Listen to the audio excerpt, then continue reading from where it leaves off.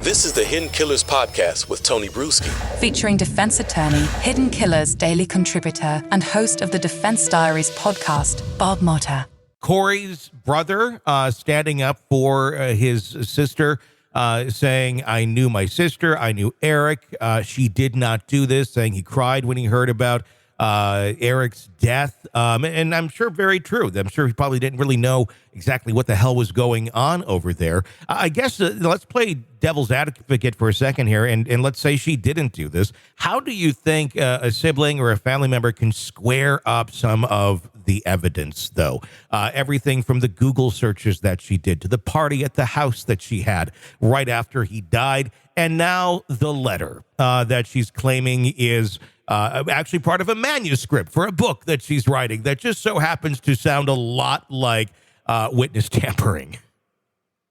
Man, that was the first thing last week that blew my mind. Yeah, it's the motion that came out, where essentially what the state is alleging is that she had handwritten these letters, and that her mother was coming for visits, and that she would she would place the letter on the glass so that her mother could read it because everything's recorded. Mm-hmm.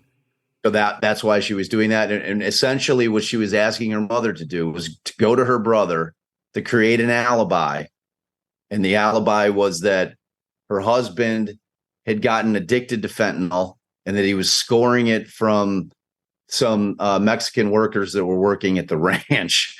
And that he was aware that he was procuring fentanyl from these guys, and that he had gotten it himself and he just OD'd.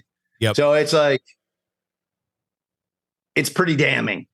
It is. You know what I'm saying? Like the problem is that they have her doing it twice. The first time she did it, she destroyed the letter before they could get their hands on it. The second time, they don't have her doing it where she shows her mother on video during a visit, but they found the actual letter. Mm-hmm. You know what I'm saying? So you've got to tell, so there's a little bit of wiggle room for her there. Yeah.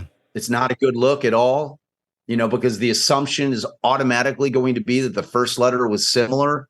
Mm-hmm. But, why is she having to repeat it? If I'm the defense, I'm saying, well, no, it didn't say anything like that.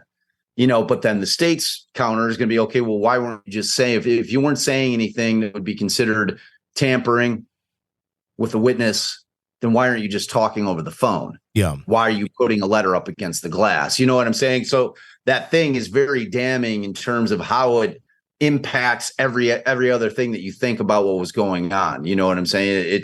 It's highly relevant. And there's certainly going to be arguments that, well, okay, you can say whatever you want to say, but the bottom line here is that you put the thing up against the window and you didn't speak whatever was on that letter when you easily could have just picked up the phone and spoken it. So we have to assume that it was something that you didn't want us to hear. Mm-hmm.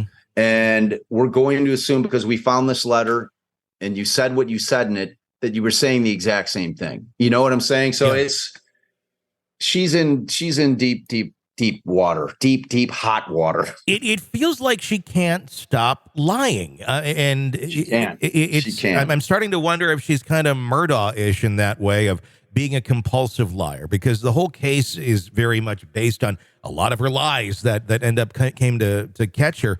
But now it just keeps going, and she doesn't seem to have that compass to go, shut up. Like, look, you got caught with your letter. Just shut up. Now going back and saying it's a manuscript, and clearly ignoring her lawyer, because what her lawyer is telling her to do, Tony? Shut up. Shut up. Yeah. Shut up. Yeah. And it's like, you're right. I mean, she just can't help herself. It's exactly like Murdoch. It's like, for a fact that Putin and Jim were up there telling him, man, you cannot testify in this. And he's like, trust me, just this is what I do. Mm-hmm. Like, I will have that jury believing me in no time flat, and they couldn't have stopped him, because ultimately that's his decision whether or not he's going to testify. And it's the same deal with her. I mean, look, if the state's allegations are true, this woman poisoned her husband, killed him, and then wrote a book about grieving for children. I mean, that's some pretty twisted stuff. Yeah. Man. You know what I'm saying? And if we're to believe her news story, it's that she's also writing a book about being in a Mexican prison, scoring drugs with her dead husband, and also she needs some white strips. Yeah, I mean, man, she just never stops. She just that's going to be a good trial. Like just like a show. I fully anticipate, much like Murdoch, she's going to testify. Yeah, it's going to be insanity. It'll be a good one, Tone. You're consuming the Hidden Killers podcast. Want more? Start binging on all of our true crime podcasts right now through Apple Podcasts and get an ad-free experience when you sign up to be a True Crime Today Premium Plus member exclusively on Apple Podcasts. More of the Hidden Killers podcast dropping soon. Press subscribe now.